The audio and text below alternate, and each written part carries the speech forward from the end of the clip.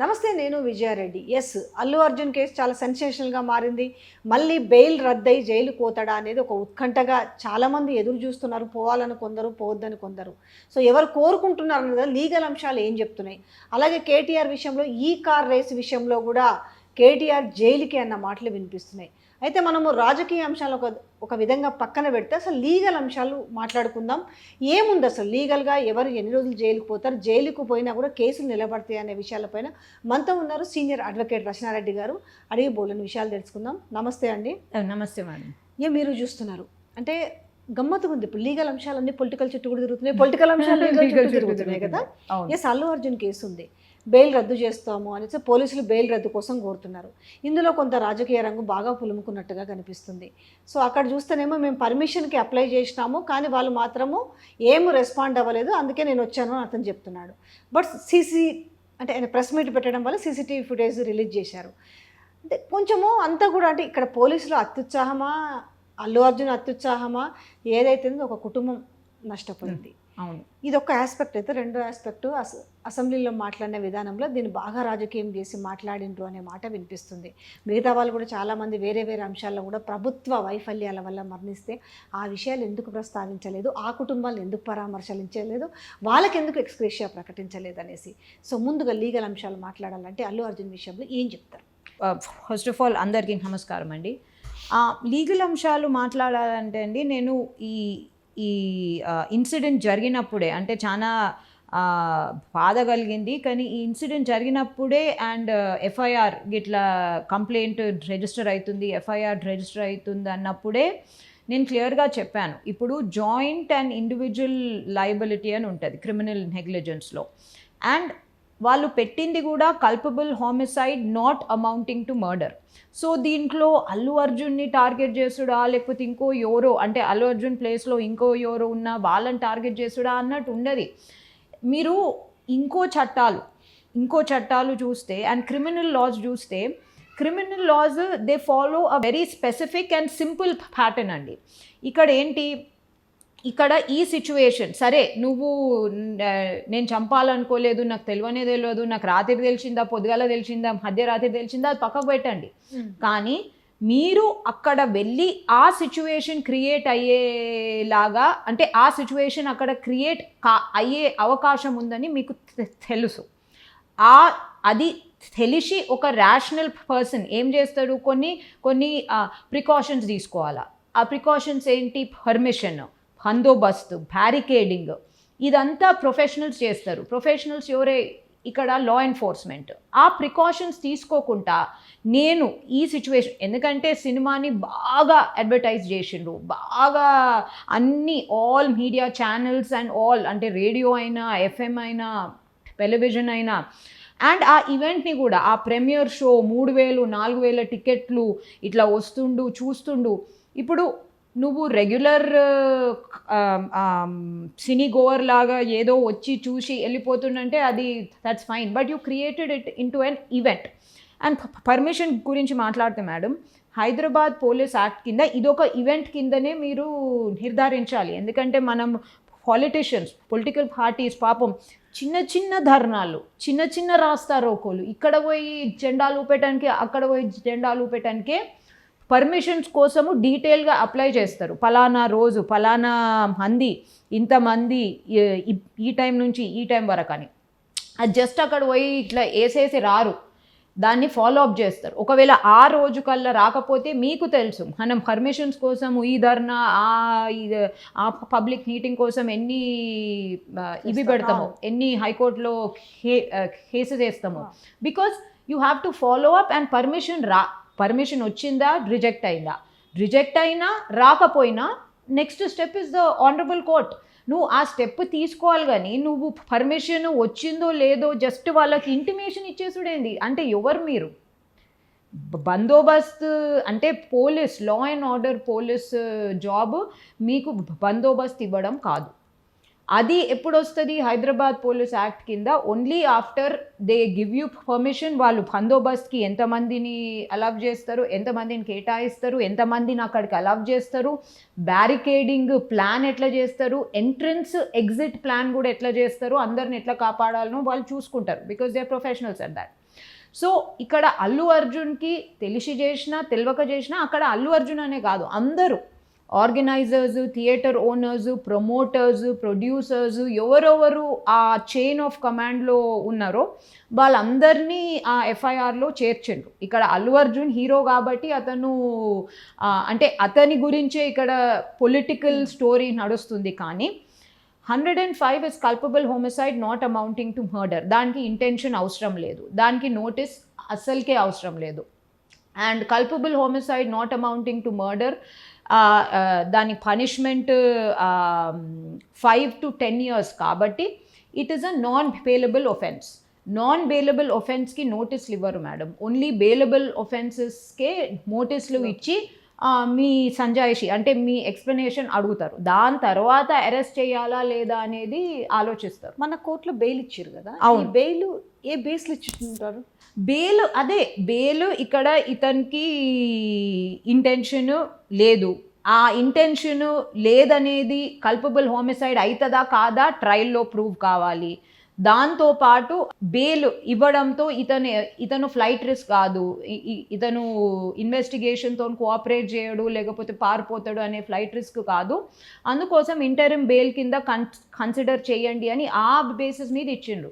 Judge గారు క్లియర్గా let the investigation continue అనే అన్నది.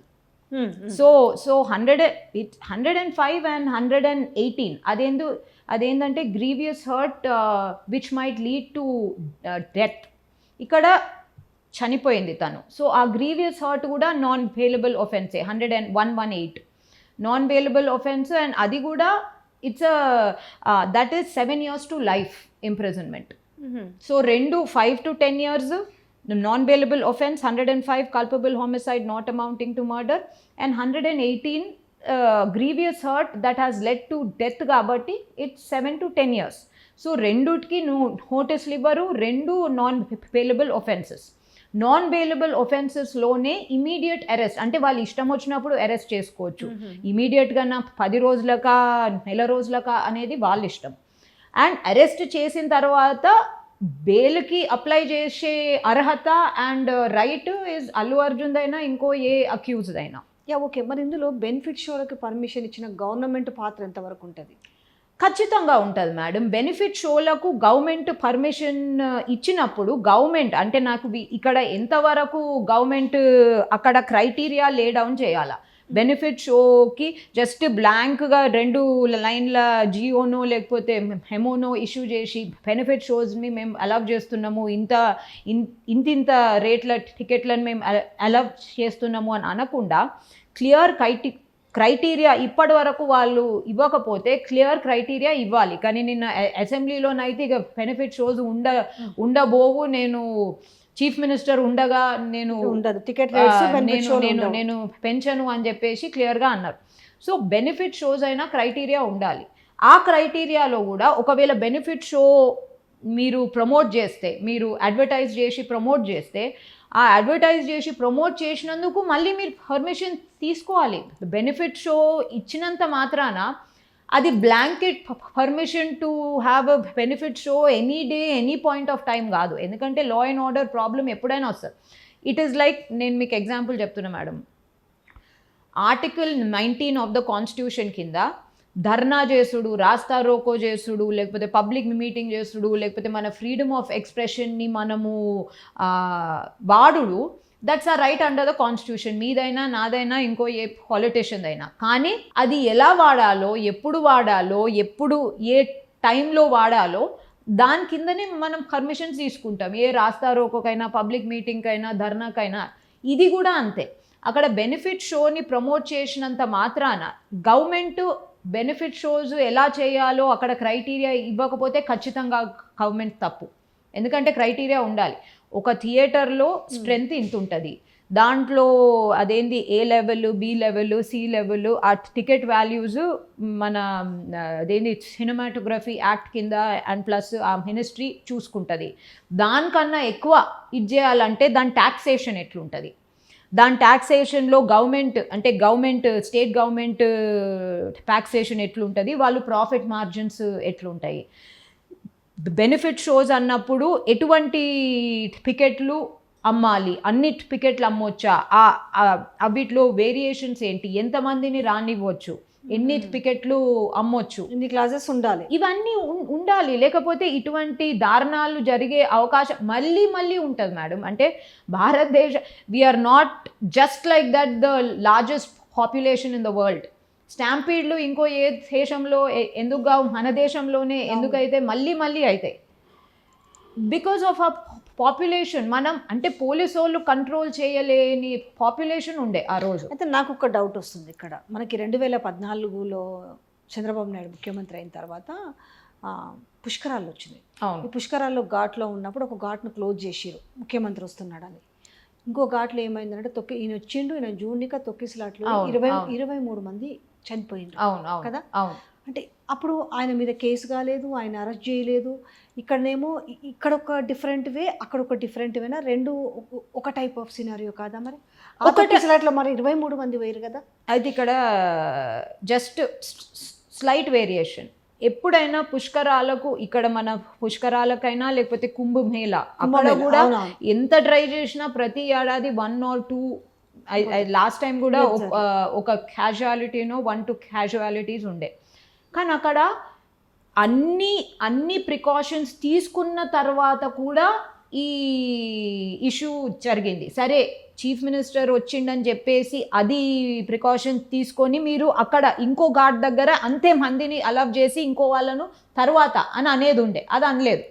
బట్ ప్రికాషన్స్ తీసుకున్న తర్వాత కూడా ఇలాంటి సంఘటనలు జరిగితే దట్ ఈస్ బాన్ ఒకలాగా చూడాలి. And plus it was the chief minister. మీరు ఇక్కడ చూస్తే, ఇక్కడ నేను ప్రమోటర్స్ తప్పు, అల్లు అర్జున్ తప్పు అని అనడం లేదు. వాళ్ళకి తెలియదు, వాళ్ళు పట్టించుకోలేదు. తెలియదు కానీ ఎక్కువ పట్టించుకోలేదు. That is criminal negligence. Permission, representation ఇచ్చిండ్రు అంటే ఇచ్చినట్టు మనకు తెలిసింది, నిన్న రిజెక్ట్ అయినట్టు నిన్న వాళ్ళు చెప్పిండ్రు. రిప్రజెంటేషన్ ఇచ్చేసిండ్రు. రిప్రజెంటేషన్ ఇచ్చినప్పుడు పర్మిషన్ వచ్చిందా లేదా తెలుసుకునే అవసరము అల్లు అర్జున్ది, అల్లు అర్జున్ కోటరీది, ప్రమోటర్స్ది, ఆర్గనైజర్స్ది, అందరిది, జాయింట్ అండ్ ఇండివిజువల్. ఇక్కడ థియేటర్ ఓనర్సే రెస్పాన్సిబుల్, ఆర్గనైజర్సే రెస్పాన్సిబుల్, ఇతను కాదు అని అనట్లేదు. దీంట్లో ఈ నాటకంలో పాత్రధారులు అందరూ, ఎవ్రీబడి.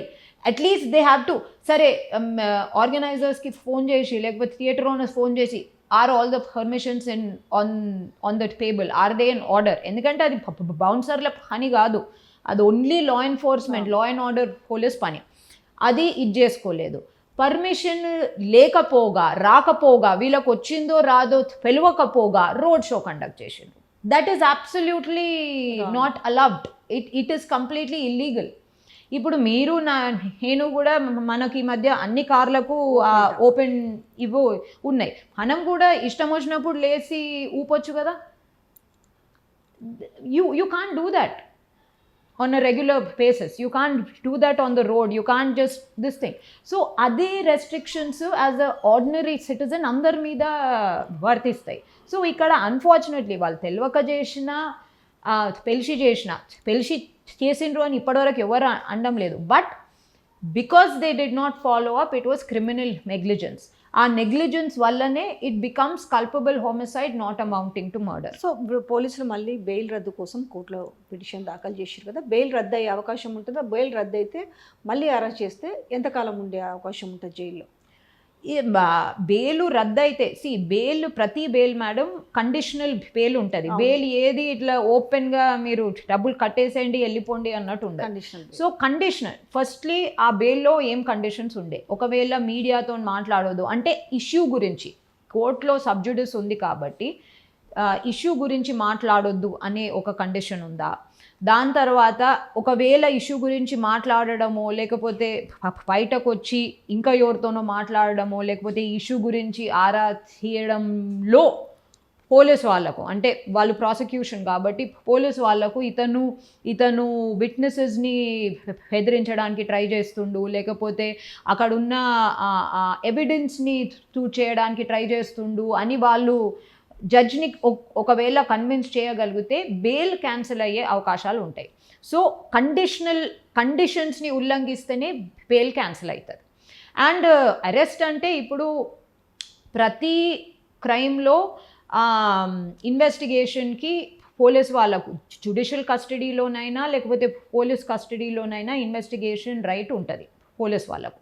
సో ఒకవేళ క్యాన్సిల్ అవుతుంది అని అనుకుంటలేను, బట్ ఒకవేళ క్యాన్సిల్ అయితే దెన్ వాళ్ళకు అరెస్ట్ చేసే డిస్క్రెషన్ ఉంటుంది. అంటే క్యాన్సిల్ అయింది కాబట్టి ఇమీడియట్గా లాక్కపోవాలని ఏం లేదు, మళ్ళీ అరెస్ట్ చేసి కస్టడీలోకి తీసుకొని ఇన్వెస్టిగేషన్ చేసే అవకాశం ఉంటుంది. ఆ ఇన్వెస్టిగేషన్ కొన్ని రోజులనే అయిపోవచ్చు, లేకపోతే కొంచెం ఎక్కువ టైం తీసుకోవచ్చు. కానీ ఇమీడియట్గా ఇన్వెస్టిగేషన్ పూర్తయితేనైతే ఆ కేసులో ఆ ఎఫ్ఐఆర్ రిలేటెడ్ 105 BNS అండ్ 118 BNSకి సంబంధించిన ఎఫ్ఐఆర్లో ఛార్జ్ షీట్ రిజిస్టర్ అవుతుంది, అప్పుడు ట్రయల్ స్టార్ట్ అవుతుంది. అయితే ఇది లీగల్ అంశాలు. కానీ గవర్నమెంట్ మాత్రం ఈ యొక్క కేసు పైన పర్టికులర్గా ఇంత ఇంట్రెస్ట్ పెట్టి అసెంబ్లీలో ఒక డే అంతా కూడా చర్చ పెట్టిరు. మరి ప్రభుత్వం చేసిన ప్రభుత్వ వైఫల్యాల మీద వాళ్ళు ప్రతిపక్షంలో ఉన్నప్పుడు ఆనాడు బీఆర్ఎస్ ప్రభుత్వం మీద గగ్గోలు పెట్టిరు. ఇలా వీళ్ళు వచ్చిన తర్వాత ఇలా గిరిజన ఆశ్రమ పాఠశాల చదువుకున్న అమ్మాయి పాపం నిమ్స్లో 23 రోజులు ఫైట్ చేసి ఇంచుమించు చావు బతుకుల్లో ఉండి చనిపోయింది. ఆ తల్లి పాపం ఆవేదన ఆ తల్లిది కాదా? ఇట్లా చాలా ఇష్యూస్ ఉన్నాయి. లగచర్లలో మహిళలపైన చేసిన ఇష్యూలు కావచ్చు, మరణించిన వాళ్ళ ఇష్యూస్ కావచ్చు, ప్రభుత్వ వైఫల్యం వల్ల. ఇక్కడనేమో పోయి ఈ కుటుంబానికి పోయి పొలోమని ప్రజాప్రతినిధులతో సహా చిన్న చిన్న పోస్టుల వాళ్ళు కూడా పోయి పరామర్శిస్తారు. ఈ ఒక్క దాని మీద ఉన్నంత ఇంట్రెస్ట్ మరి మిగతా వాటి మీద ఎందుకు లేదనే చర్చ కూడా వస్తుంది. దీనిపైన మీ అభిప్రాయం చెప్పండి. ఖచ్చితంగా బాయస్ అండి, అంటే పొలిటికల్ బాయస్. ఇది ఈ దుర్ఘటన జరిగింది, దాని గురించి ఇట్ ఈస్ వెరీ సాడ్.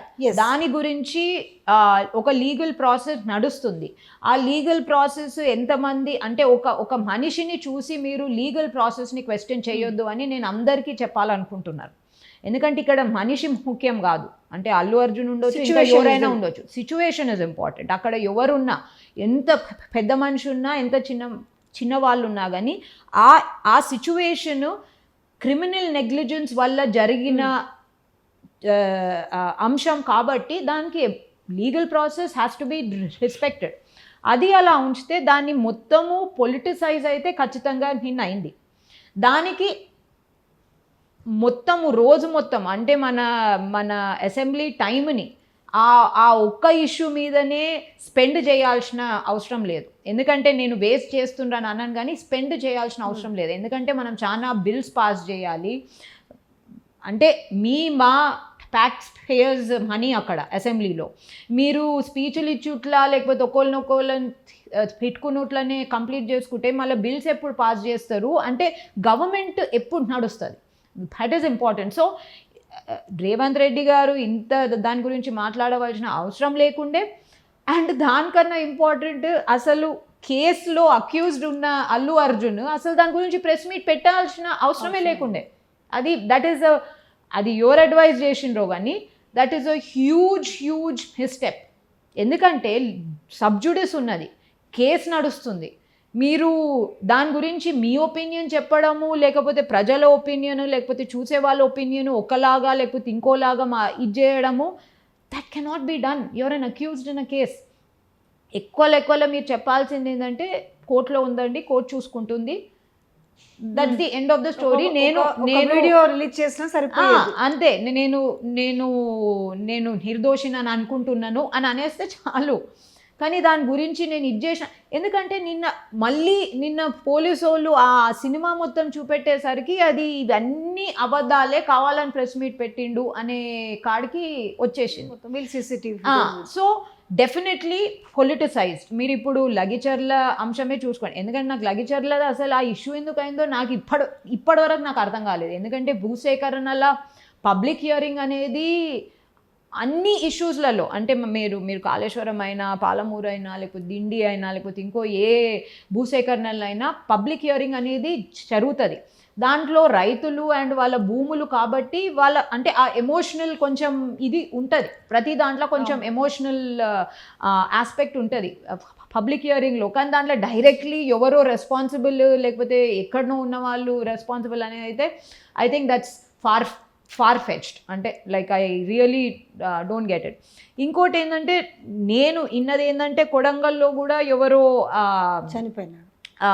చనిపోతూ సూసైడ్ చేసుకొని చనిపోతూ వీళ్ళ పేర్లు ఇంక్లూడ్ చేసిండ్రు అని చెప్పేసి సర్పంచ్. సో నేను ఈ ఇష్యూ ఆ ఇష్యూని ఎత్తి చూపడం కాదు, కానీ అన్ని ఇష్యూస్ని సమానకరంగానే ట్రీట్ చేయాలి అని అంటున్నాను. ఇక్కడ ఖచ్చితంగా రేవతికి న్యాయం జరగాల్సిందే, ఆ అబ్బాయికి న్యాయం జరగాల్సిందే. చిన్న అంటే యంగ్ ఫ్యామిలీ, అందరిలాంటి ఫ్యామిలీ. సో ఆ ఫ్యామిలీ ఇప్పుడు విచ్ఛిన్నం అయిపోయింది, కంప్లీట్లీ డిస్ట్రాయిడ్. వాళ్ళు మళ్ళీ దాని నుంచి ఎప్పుడు పేలుకుంటారో అది మనకు తెలియదు. But certainly that's a grave loss for that family. And వాళ్ళకు ఎటువంటి హెల్ప్ అయినా, ఎక్స్గ్రేషియా హెల్ప్, లేకపోతే పిల్లలను చదివించడం, ఈ అబ్బాయి complete treatment until he's completely well, దాని తర్వాత అతను చదువు, it's everyone's it's certainly the government's responsibility, and definitely even Allu Arjun and gang should contribute. Chana ante like literally they should adopt that family and andustunnadu. అసలు అబ్బాయి first కోలుకొని రావాలనేది first ఎందుకంటే ఆ news వింటుంటే భయంగా ఉంది. ఇన్ని రోజులు ప్రాణం ఆల్రెడీ కోల్పోయినాము, ఆ పిల్లోడు కూడా ఇప్పుడు బ్రెయిన్ డెడ్ అనేది వింటుంటే మస్తు బాధ. ఎందుకంటే ఇన్ని రోజులు కోమాలో ఉంటే కొంచెం భయం అవుతుంది మేడం. ఎందుకంటే సరే చాలా డీప్ ఇంజరీస్ కోమాలో ఉన్నాయి, కానీ ఒక 2-3 days అంటే అట్లీస్ట్ ఒక వారంలోగానే కొంచెం ఏదో కొంచెం వినికిడి లేకపోతే ఏదైనా కదులుతుంది అని అంటే ఒక ఆశ వస్తుంది. చూడాలి. Coming the point. రెండోది ఇప్పుడు కేటీఆర్ విషయంలో సేమ్ అది కూడా ఇక కేసు నిన్న మొన్నంటే ఇది డైవర్ట్ అయిందేమో టాపిక్, కానీ మళ్ళీ తెరపైకి వచ్చి దాంట్లో ఏసీబీ కావచ్చు, ఈడీ కావచ్చు, ఆల్రెడీ ప్రతి ఎవ్రీ పాయింట్ని మీడియా ముందు పెట్టారు. ఈ చర్చ కూడా అసెంబ్లీలో జరగాలని పట్టుబడడం జరిగింది. ఇందులో ఎక్కడుంది అసలు అంటే కరప్షన్ ఎక్కడ జరిగింది? డైరెక్ట్ నేనే చెప్తున్నా, ఆ 55 కోట్లు ఎందుకు ఎందుకు ఇచ్చాము, అది ఎట్లా ఇచ్చాము లీగల్గా అనేది ఎవ్రీథింగ్ చెప్తున్నారు. బట్ ఇక్కడ మాత్రము కేసులు చూస్తేనేమో ఆ ఎఫ్ఐఆర్ కాపీలో చూస్తే ఎక్కడ కూడా ఇచ్చిన వాళ్ళదే మెన్షన్ చేసిరు ఏమని కదా, పుచ్చుకున్న వాళ్ళది ఎక్కడ కూడా మెన్షన్ చేయలేదు. అంటే దీన్ని ఎట్లా చూడవచ్చు? దీంట్లో నిజంగా కేసు నిలబడుతుందా? ఈ కేసులో శాంటిటీ ఎంత ఉంది అసలు? అయితే ఖచ్చితంగానండి, ఇక్కడ ప్రివెన్షన్ ఆఫ్ కరప్షన్ యాక్ట్ కింద మీరు కేసు రిజిస్టర్ చేసినప్పుడు, అంటే మీరు 17 కింద సెక్షన్ 17 కింద గవర్నర్స్ పర్మిషన్ కూడా తీసుకున్నారు. కానీ ఈ అప్పటికల్లా అసెంబ్లీ అయిపోతుంది కాబట్టి then I think that is enough, లేకపోతే స్పీకర్ది కూడా ఒక ఫార్మల్ పర్మిషన్ అవసరం ఉంటుండొచ్చు. సో సెక్షన్ 17 కింద ఇది చేసిండ్రు కాబట్టి కరప్షన్ అనేది ప్రూవ్ చేయాలి. సో కరప్షన్ పీసీ యాక్ట్లో ప్రివెన్షన్ ఆఫ్ కరప్షన్ యాక్ట్లో మేడం గమ్మత్ ఏంటంటే కరప్షన్ అనే టర్మ్ని ఎక్కడ డిఫైన్ చేయలేరు. డిఫైన్ చేయకపోగా ఉట్టి గ్రాటిఫికేషన్ అంటే మీరు నాకేదో ఇచ్చిండ్రు, దాంతో నేను బెనిఫిట్ అయినను, లబ్ధి పొందినను అని చెప్పేసి. The word gratification is not limited to pecuniary gratification or gratifications estimable in money, and any person who is an office bearer or an employee or educational whatever manner established receiving or having received financial assistance from central government. So gratification అనే ఒక పదమే ఉంది, corruption అనే పదాన్ని define చేయలేదు. So gratification అన్నప్పుడు మీరు అంటే నేను ఇప్పటి వరకు ఇంకా నాకు ఒక ఇంటర్నేషనల్ కమర్షియల్ కాంట్రాక్ట్ లాగానే ఉన్నది ఇది. ఓకే, ఇంటర్నేషనల్ కమర్షియల్ కాంట్రాక్ట్లో ఒక అకౌంట్ నుంచి, హెచ్ఎండిఏ అకౌంట్ నుంచి, అంటే నాకు మీడియా ద్వారా న్యూస్ పేపర్ల ద్వారా తెలిసిన ఇన్ఫర్మేషన్ మీకు చెప్తాను. వాళ్ళు అక్కడ నుంచి ఇండియన్ ఓవర్సీస్ బ్యాంక్ నుంచి అక్కడ నుంచి ట్రాన్స్ఫర్ అయింది. ఒక అకౌంట్ నుంచి ఒక అసెసిబుల్ అంటే యాక్సెస్ చేయగలిగే అకౌంట్ నుంచి ఇంకో అకౌంట్కి ట్రాన్స్ఫర్ అయింది. సో దీంట్లో ఫెమా అంటే financial foreign exchange management act violation అయిందా, ఇంకో ఫక్రా యాక్ట్ కూడా వైలేషన్ అయిందా అనేది చూడాలి ట్రయల్లో. ఎందుకంటే financial irregularities when you are అంటే transferring a large amount of money from one country to another, even though it is a quasi governmental contract. ఎందుకంటే ఇక్కడ ఈ పార్టీ గవర్నమెంట్, ఆ party private. So quasi governmental contract అయినా కానీ మనము కొన్ని regulations, RBI regulations follow కావాలి. So ఇక్కడ ఆర్బీఐ ఏం ఇనిషియేట్ చేయలేదు, ఆర్బీఐ తరపున ఇప్పుడు ఈడీ ఇనిషియేట్ చేస్తుంది. సో గమ్మత్ ఏంటంటే ఇక్కడ కరప్షన్ అనేది కేటీఆర్ అన్న ఫైనాన్షియల్ లబ్ధి పొందాలి, లేకపోతే అరవింద్ కుమార్ అన్న ఫైనాన్షియల్ లబ్ధి పొంది ఉండాలి, లేకపోతే బిఎల్ఎన్ రెడ్డి అయినా ఫైనాన్షియల్ లబ్ధి పొంది ఉండాలి. సో ఆ లబ్ధి పొందినట్టు ప్రూఫ్ ఏది? అంటే ఆ డబ్బులు మళ్ళీ రిటర్న్ వీళ్ళకి వచ్చినట్టుగా ప్రూవ్ ఎట్లా? ఆ డబ్బులు రిటర్న్ కాదు, ఆ డబ్బులు ఇచ్చినందుకు వీళ్ళకి ఇంకేదో రిటర్న్ వచ్చినందుకు. ఇప్పుడు లీగల్లీ కాంట్రాక్ట్ బేస్డ్ కదా. ఇక్కడ ఏమవుతుందంటే గవర్నమెంట్ వాళ్ళు ఒప్పందం చేసుకున్నారు. అవును, ఓకే. ఆ రోజు ఎవరున్నారు? అరవింద్ కుమార్ ఉన్నారు. సో ఈ రేస్కు 9 అయిపోయింది, 10 అంటే 4 years వీళ్ళు ఒప్పందం కుదుర్చుకున్నారు. Already 9 done. ఇంకోటి జరగడానికి ఏమైంది, గ్రీన్ గో ప్రమోటర్స్ ఎవరు ఉన్నారో వాళ్ళు వెనక్కి దగ్గర మాకు వర్కౌట్ కావట్లేదని.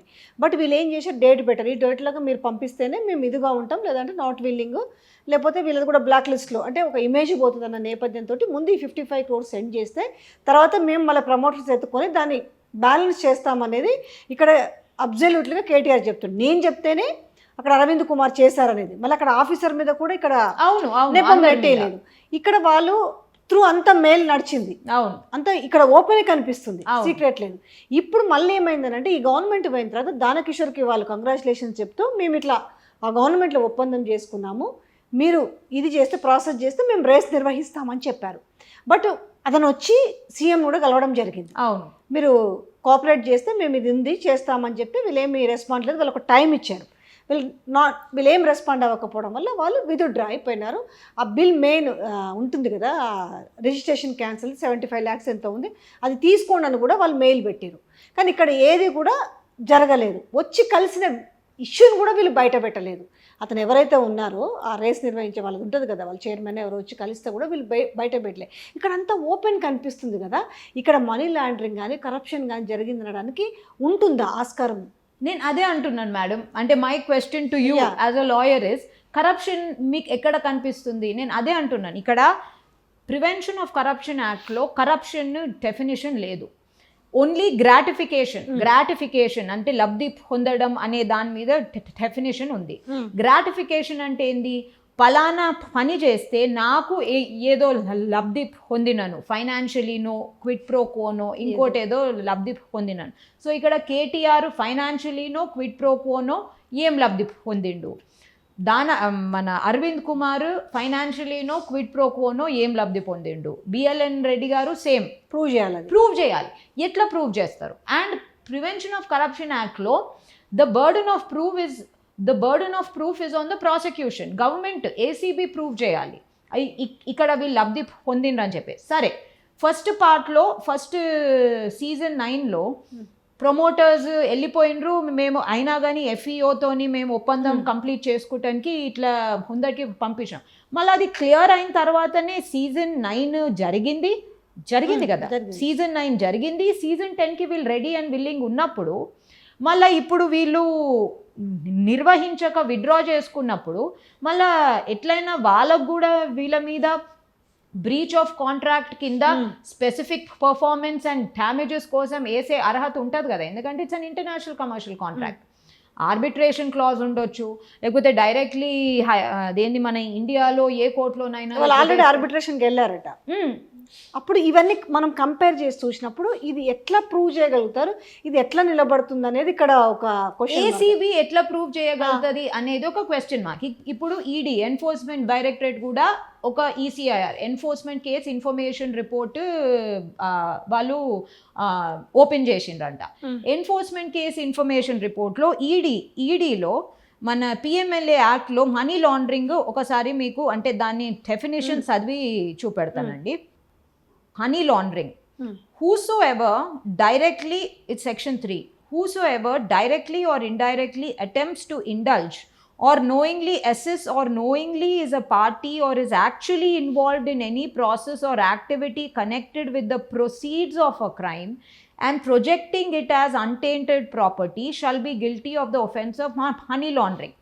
సో ఇక్కడ ఈ వాళ్ళు ఇక్కడ మెయిన్ పాయింట్ ఏంటంటే proceeds of a crime. Proceeds of the crime అనే ఒక ఆబ్జెక్టివ్గా ఒక కమాడిటీ అంటే డబ్బులైనా క్విట్ ప్రో కోన్ అయినా లేకపోతే కట్టలు ఎక్కడైనా నోట్లైనా ప్రొసీడ్స్ ఆఫ్ ద క్రైమ్ ఖచ్చితంగా ఉంటేనే దాన్ని మనీ లాండరింగ్ లాగా వీళ్ళు ఇది చేయవచ్చు. ఇక్కడ మనీ లాండరింగ్ ఇన్వెస్టిగేషన్ ఖచ్చితంగా ఇనిషియేట్ చేయొచ్చు. ఇన్వెస్టిగేషన్ దేని మీద ఇనిషియేట్ చేసిండ్రు? ఆర్బీఐ గైడ్ లైన్స్, రెగ్యులేషన్స్, ఇంకా ఫీమా యాక్ట్ని వైలేట్ చేసిండ్రని ఇన్వెస్టిగేషన్. ఈసీఐఆర్ అందుకోసమే ఓపెన్ చేసిండ్రు. Enforcement case information report is like the EDs version of FIR లాంటిది. ఈసీఐఆర్ అంటే ఎఫ్ఐఆర్ లాంటిదే. అదెందుకు ఓపెన్ చేసిండ్రు? ఈ ఆర్బీఐ గైడ్ లైన్స్ ఉల్లంఘించినందు వలన మనీ లాండరింగ్ అయిందా అని చెప్పేసి. సో వాళ్ళు ఫైనలీ అంటే ఈసీఐ ఇప్పుడు ఈడీ తీసుకుంది, ఏసీబీ ఎఫ్ఐఆర్ చేసింది. సో ఇప్పుడు ద కేస్ ఇస్ సబ్జుడిస్. కానీ ఈడీ ఈ ఆర్బీఐ గైడ్ లైన్స్ ఉల్లంఘన, ఈ ఫెమా వైలేషన్ మనీ లాండరింగ్గా అక్కడ ఒక crime, proceeds of the crime జరిగిందా లేదా అనేది వాళ్ళు ఇప్పుడు నిర్ధారించాలి. సో ఇప్పుడు ఏం నిర్ధారించాలి వాళ్ళు? ఈ 55 కోట్లు, 46 కోట్లు, కొన్ని దాంట్లో ఈ 55 కోట్లు ఈ అకౌంట్ నుంచి ఆ అకౌంట్కి వెళ్ళినాయి. ఈ అకౌంట్ నుంచి ఆ అకౌంట్కి వెళ్ళినందుకు ఒక సీజన్ అయితే అయింది, సీజన్ 9 అయితే అయిపోయింది. దానికి రావాల్సిన రాబడి కూడా గవర్నమెంట్కి వచ్చేసింది. ఓకే, అది అయిపోయిన తర్వాత అది సఫలంగా అంటే అది ప్రాపర్గా నిర్వహించినందుకే సీజన్ 10 గురించి కూడా వీళ్ళు వచ్చిండ్రు అండ్ సీజన్ 10 నిర్వహించడానికి ఇప్పటికీ వాళ్ళు రెడీ అండ్ విల్లింగ్ ఉన్నారు. ఇప్పుడు వాళ్ళు విత్డ్రా చేసుకొని ఆర్బిట్రేషన్ ఇనిషియేట్ చేసిండ్రు. ఏ పార్టీనైనా అదే చేస్తుంది, మన ప్రైవేట్ కాంట్రాక్ట్స్ లో కూడా అంతే. సో ఇనిషియేట్ చేసిండ్రు. సో ఈడీ ఇవన్నీ గమనిస్తుంది. ఈడీ ఈసీఐఆర్ ఓపెన్ చేసింది ఎందుకు? మనీ లాండరింగ్ జరిగిందా లేదా అని చూడటానికి. మనీ లాండరింగ్ అంటే జస్ట్ డబ్బులు ఇస్త్రీ చేయడమే కాదు. మనీ లాండరింగ్ అంటే ఫైనాన్షియల్ ఇర్రెగ్యులారిటీస్ని కూడా మనీ లాండరింగ్ డెఫినేషన్లోకే వస్తుంది. సో ఫైనలీ డబ్బులు అంటే అన్అకౌంటెడ్ మనీని ట్రాన్స్ఫర్ చేసిన, లేకపోతే అకౌంటెడ్ మనీని ట్రాన్స్ఫర్ ఏదన్నా సెకండ్ క్లాస్ బిజినెస్ కోసం అంటే సమ్ షేడీ బిజినెస్ కోసం ట్రాన్స్ఫర్ చేసిన, మనీ లాండరింగ్లో ఒక క్రైమ్ అంటే మనీ లాండరింగ్ ఇన్వెస్టిగేషన్ ఇక్కడ ఆర్బీఐ ఫర్ ఎగ్జాంపుల్ ఇక్కడ RBI regulations violations and FEMA act violation ఉన్నదా? ఈ వైలేషన్ ఉట్టి ఇర్రెగ్యులారిటీనా క్రైమా అనేది ఈడీ ఇప్పుడు దాంట్లో ఇన్వెస్టిగేట్ చేస్తుంది. సో వాళ్ళు ఎంతవరకు ఇన్వెస్టిగేషన్లో అది మనీ లాండరింగ్ అని పేలుతుందో అది మనం చూడాలి. అయితే ఇక్కడ A1గా చేర్చారు. A1 తను, A2 ఆయన అరవింద్ కుమార్, A3 అతను. ఇక్కడ విచారణ ఎన్ని రోజులు జరపవచ్చు? అంటే డైరెక్ట్ అరెస్ట్ చేసి విచారణ జరుపుతారా, లేదంటే ఫస్ట్ విచారణ చేసి లేదు వీళ్ళు ఏమైనా ఉంటే ఇక్కడ తారుమారు చేస్తారు, ఏం లేదు, ముగ్గురు మధ్యలో నడుస్తున్న వ్యవహారం, అవతల పార్టీ అక్కడ ఉంది, ఎక్కడ ఎఫ్ఐఆర్లో వాళ్ళని ఇక్కడ జాయిన్ చేయలేదు, అక్కడ పిలిచి విచారణ చేయడానికి. కానీ వాళ్ళని కూడా ఇన్వాల్వ్ చేస్తే కదా కేసు గట్టిగా ఉండేది. కానీ చేయలేదు. ఏమున్నా ఈ ముగ్గురు చుట్టూ తిప్పారు. ఇప్పుడు ఏదో జరిగిందని ఈడీని దింపారు, తర్వాత కరప్షన్ అని ఏసీబీని దింపారు కదా. విచారణ మామూలుగా పిలిచి చేసే అవకాశం ఉంటుందా, లేదనంటే అదుపులోకి తీసుకొని విచారించే అవకాశం ఎక్కువ కనపడుతుండొచ్చా?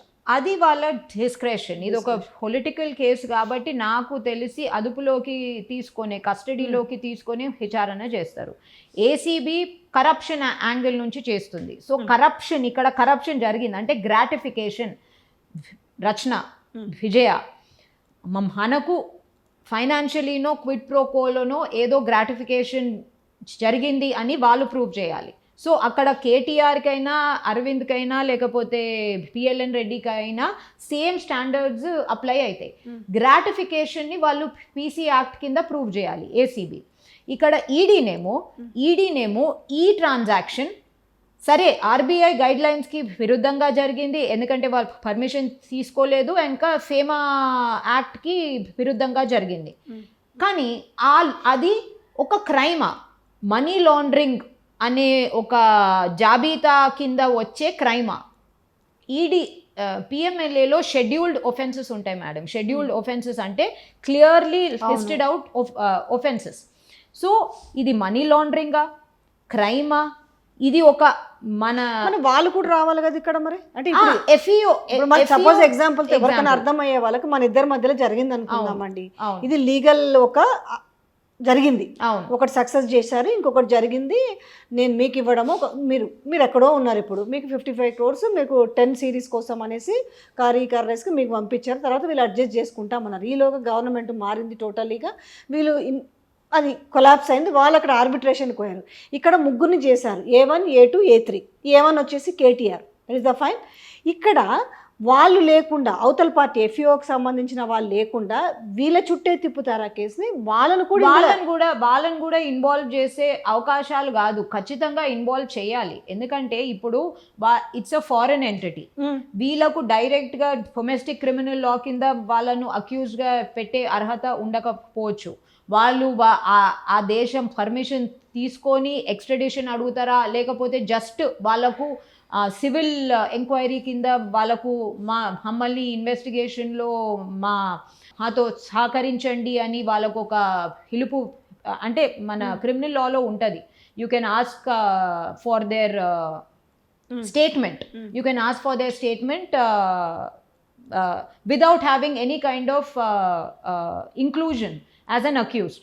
అట్లా చేస్తారా, లేకపోతే కేటీఆర్ గారే వాళ్ళని అతని సపోర్ట్లో, that it was a complete pure commercial transaction for the benefit of the state అని చెప్పేసి వాళ్ళ నుంచి స్టేట్మెంట్ తీసుకుంటారా. సో ఎఫ్ఈఓ అనేది డైరెక్ట్గా అక్యూజ్గానైతే, because it's a foreign entity, డైరెక్ట్గా ఇండియన్ లా కింద అక్యూజ్గానైతే వాళ్ళు రారు, they won't obey. But will India, or rather will Telangana ask for or ask the government of India to seek their extradition or to just ask for their statement in this case? లేకపోతే KTR statement ఇది చేశారు, కానీ definitely arbitration వాళ్ళు invoke చేసిండ్రు అంటేనే that is a huge evidence in this case. వాళ్ళు arbitration invoke చేసిండ్రు అంటేనే డబ్బులు వెళ్ళినాయి, దాంట్లో జరగాల్సిన పని జరిగింది సగం. There is part performance of the contract అంటాం. ఒక కాంట్రాక్ట్లో పార్ట్ పర్ఫార్మెన్స్ సీజన్ 9లో జరిగింది, సీజన్ 10ది కాకుండా అయింది. అందుకోసం సీజన్ 10ది కాకుండా అయింది కాబట్టి వాళ్ళు ఆర్బిట్రేషన్ని ఇన్వోక్ చేసిండ్రు, ఆర్బిట్రేషన్ క్లాజ్ని ఇన్వోక్ చేసిండ్రు, ఆర్బిట్రేషన్కి వెళ్ళిండ్రు. వాళ్ళకు ఆర్బిట్రేషన్ తర్వాత వాళ్ళకు specific performance and breach of contract కింద డ్యామేజెస్ అడిగే అవకాశం కూడా ఉంటుంది. సో ఇప్పుడు మనకు ఈడీ దీన్ని ఎట్లా చూస్తుంది, ఇక్కడ ఖచ్చితంగా ఫెమా వైలేషన్ జరిగింది, అది కేటీఆర్ఏ ఒప్పుకున్నాడు, అండ్ ప్లస్ ఆర్బీఐ అంటే రిక్వైర్డ్ పర్మిషన్స్ లేవని అది డాక్యుమెంట్లో ఉన్నది. సో ఫెమా వైలేషన్స్ జరిగినంత మాత్రాన ఇక్కడ మనీ లాండరింగ్ జరిగిందా, ఎందుకంటే మనీ లాండరింగ్ అది ప్రూవ్ కావాలి. అయితే అది ప్రూవ్ అవ్వడానికి ఇక్కడ మనకి ఏమన్నా అవి కనిపిస్తున్నాయి అట్లా డ్యామేజెస్, అంటే వాళ్ళేమో ఆల్రెడీ ఆర్బిట్రేషన్ ఇన్వోక్ చేసిరు, అవును, ఈడ చూస్తేనేమో వీళ్ళు ఇక్కడ ఏసీబీ ప్లస్ ఈడీని ఇన్వాల్వ్ చేసిరు, కాబట్టి ఇందులో కనిపిస్తుందా అంటున్నా. వాళ్ళేమో ఇది డైరెక్ట్ మొత్తం లీగల్ అనేసి అంత లీగల్ ఉంది కాబట్టి వాళ్ళు ఆర్బిట్రేషన్ ఇన్వోక్ చేసారు. ఇక్కడ చూసుకుంటున్న పరిణామాలు, ఇక్కడ ఎంత బాజాప్తా చెప్తున్న విషయాలు అక్కడ కంపేర్ చేసి చూస్తే వాళ్ళు మెయిల్ పెట్టడము, మళ్ళీ మీ క్యాన్సిలేషన్ ఫీజు బేసిక్ ఫీజు కూడా తీసుకోండి వాళ్ళు చెప్పడం, మిగతాది వాళ్ళు ఎందుకు ఇవ్వలేకపోవడం, వాళ్ళు వీళ్ళ మీద మళ్ళీ కేసు వేయడానికి కూడా రైట్స్ వాళ్ళకు ఉన్నాయి. అవును, ఇన్ని జరుగుతున్న నేపథ్యంలో దీంట్లో మనీ లాండరింగ్ అవకాశం ప్రూవ్ చేసే అవకాశం ఉండొచ్చా, పాసిబిలిటీస్?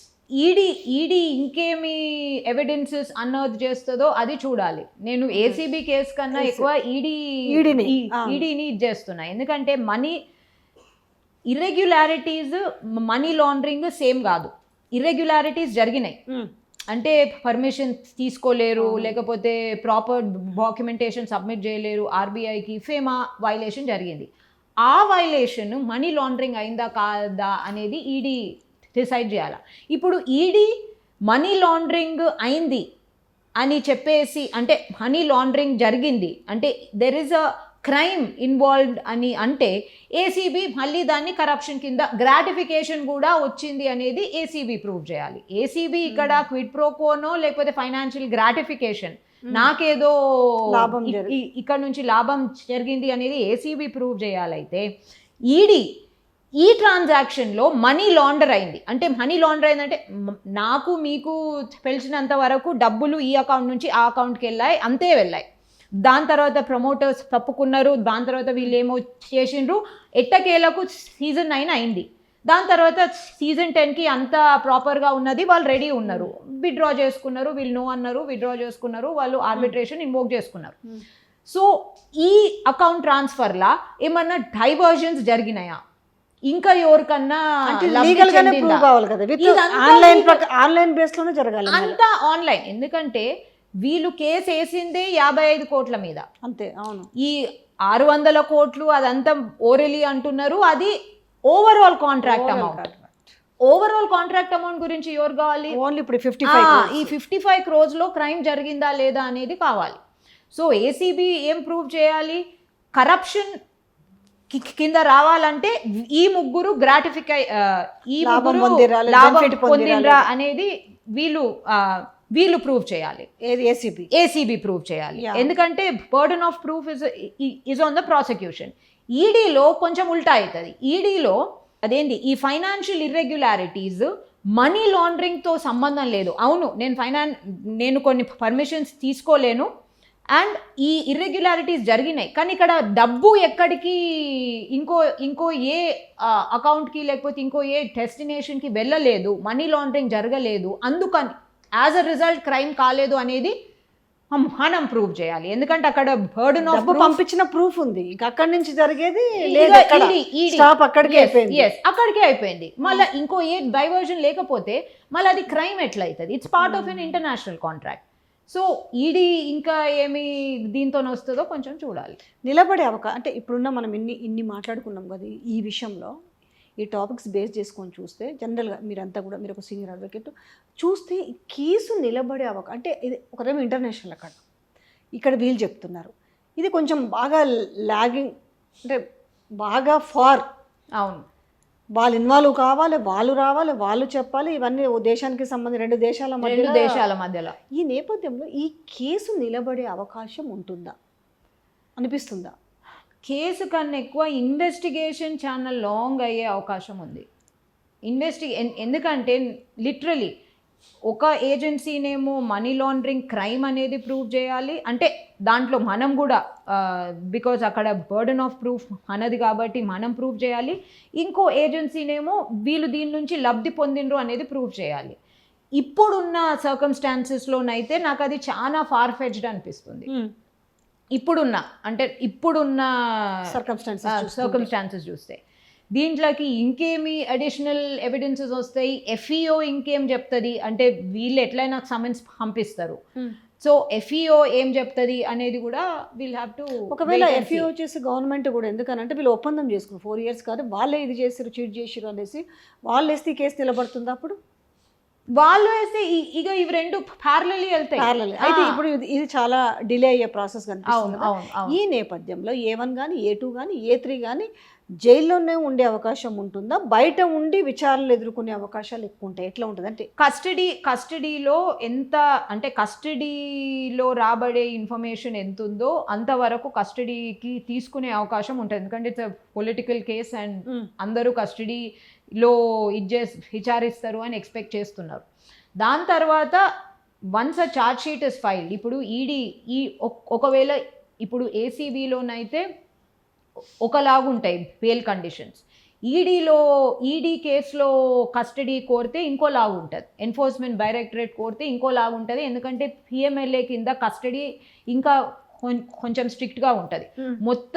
మొత్తము ఇన్వెస్టిగేషన్ అయిపోయి investigating officer, ED investigating officer సరే మాకు వీళ్ళతోని ఇంకా పని లేదు, మేము ఛార్జ్ షీట్ ఫైల్ చేయడానికి రెడీ ఉన్నాము అని అన్న తర్వాతనే వాళ్ళని రిలీజ్ చేసే అవకాశాలు ఉంటాయి. కానీ ఖచ్చితంగా కొంచెం కస్టడీ అండ్ మిగతా మొత్తము ట్రయల్లో అన్నట్టే ఉంటుంది. చివరిగా ఒక ప్రశ్న, పొలిటికల్ ఏమని ఉంటుందా దీంట్లో? ప్రెజరేషన్ అంటే ఒక ఏసీబీ కావచ్చు, లేదంటే ఈడీ విషయంలో కావచ్చు, ఇప్పుడు మనం ఇంతసేపు మాట్లాడుకుంది ఈ కేసు వైజ్గా మాట్లాడాలి, దీంట్లో పొలిటికల్ ఇన్ఫ్లుయెన్స్ ఎంత ఉండే అవకాశం ఉంటుంది?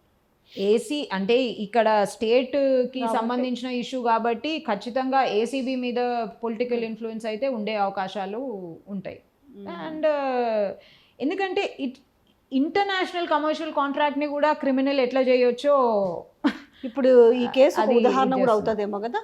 యా ఖచ్చితంగా. ఎందుకంటే ఇక్కడ లాండరింగ్ అంటే లాండరింగ్ అయినా లేకపోతే కరప్షన్ అయినా అకౌంట్ టు అకౌంట్ ట్రాన్స్ఫర్ని మీరు క్రైమ్గా ఎలా ప్రూవ్ చేస్తారు అనేది ఒక కొత్త, అంటే మాకు కూడా మీలాంటి అడ్వకేట్లందరికీ కూడా ఒక ఇది ఒక కొంచెం కొత్త కదా? ఇది ఎందుకంటే ఒక అవుతది. స్టేట్ టు ఒక కంట్రీ టు ఇంకో కంట్రీకి మధ్యలో ఇప్పుడు జరుగుతున్న ఒక అవును, కేసు అవును. విచారణ నేపథ్యంలో కొత్త అంశాలు కూడా చాలా అవును చాలా ఇంపార్టెంట్. అండ్ ఎఫ్ఈఓ ఎలా దీన్ని రియాక్ట్ అవుతుంది అంటే, ఎందుకంటే గవర్నమెంట్ ఏసీబీ అయినా ఈడీ అయినా ఖచ్చితంగా సమన్స్ పంపిస్తారు. సమన్స్ వాళ్ళు తీసుకోకపోతే ఎక్స్టర్నల్ అఫైర్స్ డిపార్ట్మెంట్ ద్వారా వాళ్ళకు సమన్స్ ఇక్కడ నుంచి సమన్స్ పోతే ఆల్రెడీ వాళ్ళు ఆర్బిట్రేషన్ ఇన్వోక్ అయి ఉన్నారు. అదే కొత్తగా evidence వాళ్ళు ఇంకెట్లా ఇస్తారు. వాళ్ళ ఎవిడెన్స్ అది పంపిస్తారు. ఆ ఎవిడెన్స్ ఎనఫా? వాళ్ళు వాళ్ళు ఏమేమి చేసుకున్నారో ఆల్రెడీ కాంట్రాక్ట్స్ అవన్నీ కూడా లీగలైజ్డ్ ఏమున్నాయి అవన్నీ కూడా A to Z పంపించడం, ఆర్బిట్రేషన్ ఇన్వోక్ ఇవన్నీ కూడా వాళ్ళు పంపిస్తే అవి కాకుండా వీళ్ళకి ఇంకేం అవసరం పడే అవకాశం ఉంటాయి ఈడీకి? ఈడీకైనా ఏసీబీకైనా వాళ్ళు అంటే వాళ్ళ దగ్గర ఎంత ఎవిడెన్స్ ఉందో వాళ్ళు అదే పంపించగలుగుతారు. ఇంకేమన్నా అవసరం అయితే వాళ్ళకు ఇంకా అడిషనల్ సమన్స్ గిట్లా పంపించే అవకాశాలు ఉంటాయి. ఇలాంటి కేసు ఇంతకుముందు ఏదైనా ఉందా రెఫరెన్స్గా? ఇదేనా ఇప్పుడు? ఇంటర్నేషనల్ కమర్షియల్ కాంట్రాక్ట్స్కి సంబంధించిన అంటే state quasi international commercial contract really no reference at least relating to corruption. ఇక మనీ లాండరింగ్ అయితే ఇక అవి common వస్తున్నాయి, things చాలా జరిగినాయి. వస్తున్నాయి, కానీ కరప్షన్ కి సంబంధించి అయితే రియలీ అంటే నాకైతే ఇమీడియట్ గా సో మొత్తం వచ్చేది తెలంగాణ పేరు, హైదరాబాద్ పేరు ఇంక ఇంటర్నేషనల్ వినిపించబోతుంది. ఎందుకంటే ఇది మన తెలంగాణ నుంచి టు ఇది ఇంటర్నేషనల్ అక్కడ వరకు ప్రపంచవ్యాప్తంగా కొంత- ఇప్పుడు మనం చూస్తే అంటే ఇంటర్నేషనల్ ఇదంటే బోఫోర్స్ అయినా హెగసిస్ అయినా లేకపోతే ఇంకో అనే పెద్ద పెద్దవి కాకపోతే అవి డిఫెన్స్ డీల్ రఫాల్ ఇవేమో కొంచెం అంటే ఈ వాటితో కంపేర్ చేస్తే two small. It is two small and it is అంటే అకౌంట్ టు అకౌంట్ ట్రాన్స్ఫర్ సగం కాంట్రాక్ట్ ఆల్రెడీ అయిపోయింది, ఇంకో సగం అయిపోయేదే ఉంది. దాని తర్వాత మీరు కంప్లీట్లీ ఆపేసేయండి. ఫైనల్గా దీంట్లో ప్లస్ మైనస్ అంటే మెరిట్స్ డిమెరిట్స్లో ఎక్కువ ఏం కనపడుతుంది? C as a lawyer evidences అయితే చాలా ప్రిలిమినరీగా ఉన్నాయి. అంటే మనకు జస్ట్ మనకి ఇంకా ఎంత తీగ ఎంత కదపాలనో బొంక ఎంత ఉందో మనకు తెలియదు. సో ఎవిడెన్సెస్ అయితే చాలా ప్రిలిమినరీగా ఉన్నాయి. నాకు ఇంకా ఈ సిచ్యువేషన్లో కరప్షన్ గ్రాటిఫికేషన్ని ఇన్వైట్ చేసే ఆ డెఫినేషన్ని ఇన్వైట్ చేసే అంశము నాకు కనపడడం లేదు. అండ్ ఈడీ ఇన్వాల్వ్మెంట్, ఈడీ కూడా ఇది కేసు ఖచ్చితంగా నడవాల్సిందే అన్నట్టు ఈసీఐఆర్ ఓపెన్ చేయలేదు. ఈ అంశాలతో లాండరింగ్ జరిగిందా, ఆ లాండరింగ్ క్రైమ్ అయిందా అనేది, ఎందుకంటే లాండరింగ్ జరిగితే క్రైమ్ అయినట్టే, ఇంకా ఎవరో అది ప్రూవ్ కావాలి. సో ఆ లాండరింగ్ జరిగిందా అనే ఇన్వెస్టిగేషన్ ఓపెన్ చేసిండ్రు. సో రెండు ఇన్వెస్టిగేషన్స్ కొంచెం అంటే డీటెయిల్డ్గా అయ్యే అవకాశాలు ఉన్నాయి. ఎందుకంటే ఇమీడియట్గా మీకు అంటే మీరు pure criminal law, pure PMLA act, pure PC యాక్ట్తోని పోతేనైతే it doesn't really meet the ingredients of that offence. నిజంగా ఇంత కేసా ఇది? ఒక విధంగా మాట్లాడితే ఇంత పెద్ద సబ్జెక్ట్ ఉంది ఇప్పుడు మాట్లాడిన విషయంలో కదా. ఇప్పుడు అక్కడ నుంచి వాళ్ళ ఆర్బిట్రేషన్ ఇన్వోక్ అయినారు, ఇప్పుడు ఇక్కడ అక్కడ ఇది చూస్తే ఇంత ఒక ఈడీ టేకప్ చేసి ఒక ఏసీబీ చేసి అంత పెద్ద ఇష్యూ కనపడుతుంది అనేది ఒక చర్చ జరుగుతుంది అన్నట్లు. ఇక I mean it is certainly political, కానీ ఎవిడెన్సెస్ ఇంకేమన్నా ఉన్నదా అనేది మీరు నేను చూడాల్సిన ఇంట్రెస్టింగ్ ఎలిమెంట్ ఇప్పుడు. ఎందుకంటే లిటరలీ క్రిమినల్ లాలో సింపుల్ మేడం, ఏ గవర్నమెంట్ అయినా ఏ పొలిటికల్ పార్టీ అయినా అవన్నీ పక్కకు పెడితే క్రిమినల్ లాలో సింపుల్. ఒక సిచ్యువేషన్ని మీరు క్రైమ్ అనుకుంటే ఆ క్రైమ్ క్రిమినల్ లాలో ఉన్న ఆ క్రైమ్ డెఫినేషన్ ఇంగ్రీడియంట్స్ని సాటిస్ఫై చేయాలి, అంతే. అది సాటిస్ఫై చేస్తే you are going to be prosecuted, trial అవుతుంది, అంటే ఛార్జ్ షీట్లు ఫైల్ అయితే ట్రయల్ అవుతుంది. బట్ ఇక్కడ ఎఫ్ఐఆర్ కూడా ఇది కామన్ థింగ్. ఎందుకనంటే వాళ్ళు చాలా కంట్రీస్ తోటి చాలా చోట్ల చేస్తుంటారు. ఫార్ములా 1 అదంతా 1 నుంచి మొదలు పెడితే ఇప్పుడు 10 వరకు కాబట్టి వాళ్ళకు నాకు తెలిసి వాళ్ళకు ఈజీ వేనే. ఏదైనా కూడా వాళ్ళు legal గానే నడుపుతారు.